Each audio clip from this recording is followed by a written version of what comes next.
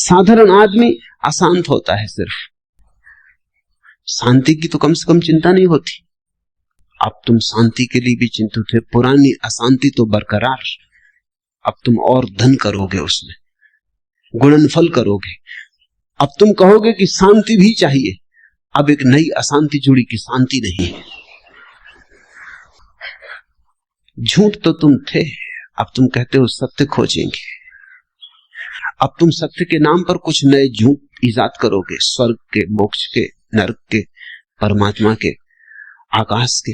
मंदिरों में जाओ, स्वर्गों के नक्शे टंगे। पहला स्वर्ग, दूसरा स्वर्ग, पहला खंड, दूसरा खंड, तीसरा खंड, सचखंड तक नक्शे टंगे हुए। आदमी की मूढ़ता की कोई सीमा है, कोई अंत है? अपने घर का भी नक्शा भी तुमसे बनेगा नहीं। अपना भी नक्शा तुम बना ना सकोगे कि तुम क्या हो, कहां हो, कौन। तुमने स्वर्ग के नक्शे बना लिए।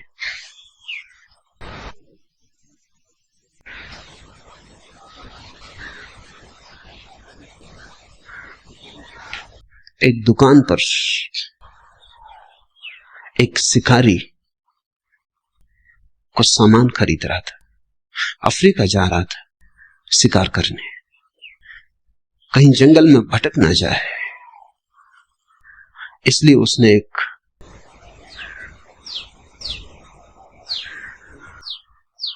यंत्र खरीदा, दिशा सूचक यंत्र, कंपास। और तो सब ठीक था, उसने खोल के देखा, लेकिन कंपास में पीछे एक आईना भी लगा था। ये उसकी समझ में ना आया कि कोई कंपास है या किसी स्त्री का साज श्रृंगार का सामान, इसमें आईना किस लिए लगा है? दिशा सूचक यंत्र है, इसमें आईने की क्या जरूरत? उसने दुकानदार से पूछा कि और सब तो ठीक है कि ये मेरी समझ में नहीं आया कि इसमें आईना क्यों लगा। दुकानदार ने, ये इसलिए कि जब तुम भटक जाओ तो कंपास तो बताएगा स्थान, आईने में तुम देख लेना ताकि पता चल जाए कौन भटक गया है। कहां भटक गए हो ये तो कंपास से पता चल जाए, लेकिन कौन भटक गया है अपना पता नहीं। स्वर्ग के नक्शे बना दिए।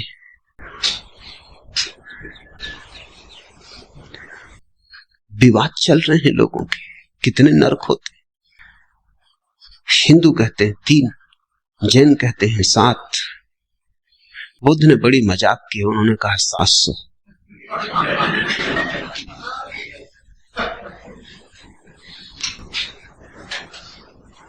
ये मजाक की है, क्योंकि बुद्ध को जरा भी उत्सुकता नहीं इस तरह की मूर्ताओं में। लेकिन मजाक भी नहीं समझ पाते लोग। बुद्ध के मानने वाले हैं जो कहते हैं कि नहीं 700 ही होते हैं, इसलिए कहे। मैं तुमसे कहता हूं 7000।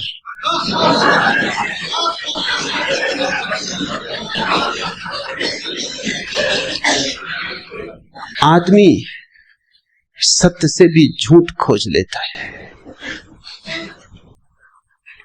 इसलिए आदमी भटकता है।